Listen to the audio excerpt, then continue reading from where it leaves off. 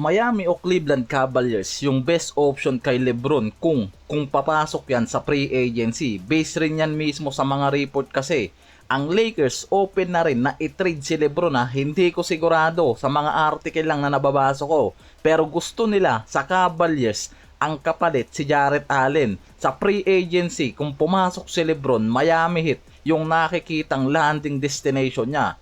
Sa report na nilabas ni Shams, hanggang ngayon kasi wala pang seryosong negotiation ang Lakers front office dito kay LeBron. Wala pang formal na contract offer din na lumalabas at kakaunti pa lang yung communication nga raw na nangyayari dito kay LeBron at sa Lakers. Malamang sa malamang, hindi pa rin nga raw nagkakasundo yung mga to eh. Ang gusto ng Lakers, bumalik si LeBron pero gusto nila na magkaroon ng malaking salary discount itong si LeBron para makagalaw sila sa market para sa roster upgrade na hinahabol nila para kay Luka. Pero si LeBron, based sa mga report, possible hindi nga raw pumayag dahil halos 50% yung possible mawala sa kanya dyan. Lalo na kung hindi rin niya makita yung roster upgrade na hinahanap niya para sa championship window.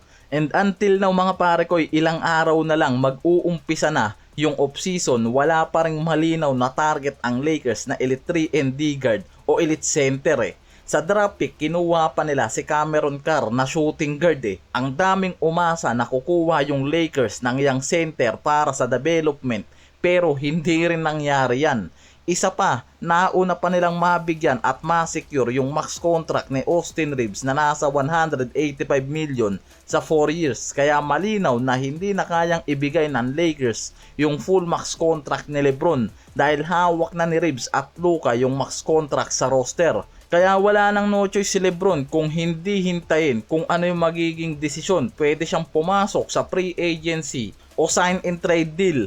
Kung sign and trade kasi, Cavaliers yung nakikitang landing spot niya. Pero kung papasok siya sa unrestricted free agent, hawak niya yung desisyon sa kahit anong team na gusto niyang puntahan eh. Malinaw na contender yung hahabulin niyan. Kahit pumasok siya sa mid-level exception o veteran deal, sisiguraduhin nga raw nito na champion contender ang babag sa kanya. Ang Miami naghahanap pa rin ngayon ng elite playmaker o ball handler. Kung gusto nilang magtipid at sumubok, kumuha, pwedeng free agency. Si LeBron yung nakikita dyan na best option dahil nasa hard cap restriction sila. Kaya walang no choice kundi kumuha ng veteran deal o gamitin yung mid-level exception nila.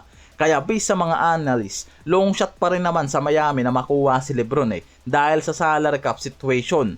Dahil sa blockbuster trade na nangyari kay Giannis, naubusan na sila ng flexibility. Halos puno na yung payroll nila ngayon sa ilalim ng NBA salary cap rules. Ang pinakamalaking contract lang na kayang i-offer ngayon ng Miami kay LeBron, full mid-level exception, nasa 15 million lang per year. Sobrang layo niyan sa full max contract niya sa Lakers, around 50 million. Mahigit 37 million ang mawawala sa kanya. Parang mas okay na to kaysa veteran deal na nasa 3 million lang eh. Mas mataas pa yung chance niya para sa championship window na hinahabol niya kung kasama niya si Giannis at Bam Adebayo sa Heat. Sa hypothetical scenario naman, sinabi ni Windhorst yung possible trade kung gugustuhin nga raw naman ng Cavaliers na makuha itong si LeBron, ang kapalit si Jarrett Allen na isa rin talaga sa target ng Lakers na big man.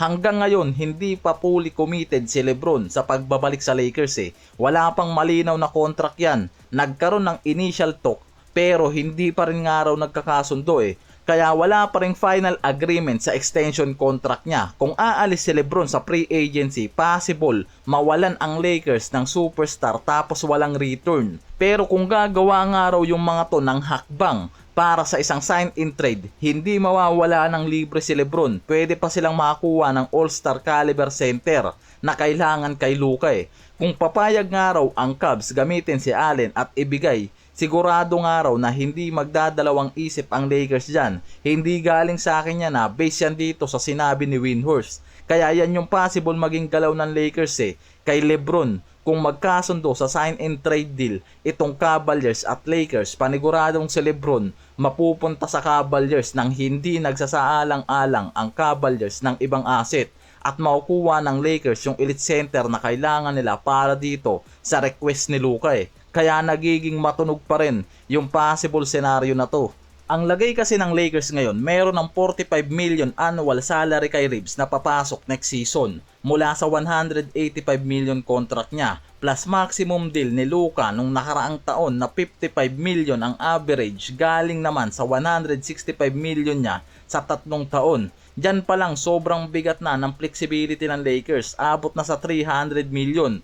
Kung ibibigay pa nila yung full max contract ni LeBron na nasa 50 million pa rin, sasadsad talaga at papasok sila sa restriction. Mapapagastos pa sila dyan at hindi sila sigurado na makakagalaw ngayong off-season. Kaya base rin mismo kay Shams, yung possible 50 million na cap space nila na natitira, pwedeng pinag-iisipan talaga ng mga to kung saan pinakamainam na pwedeng gamitin at hindi nga nila yan basta-basta pwedeng ibigay kay LeBron kasi lalo't kailangan nila ng roster upgrade mula sa isang Elite 3 and D guard at starting center caliber. Kaya naiipit si LeBron at wala pa ring malinaw na desisyon sa kanya ang Lakers front office. Kung papasok ang off-season nang wala pang exact na decision about sa extension contract niya, magkakaroon na ng right si LeBron para pumasok sa free agency. Kung unrestricted free agent, malinaw na pwede siyang pumirma ng contract sa kahit anong team na may magandang offer kahit malayo sa full max contract niya.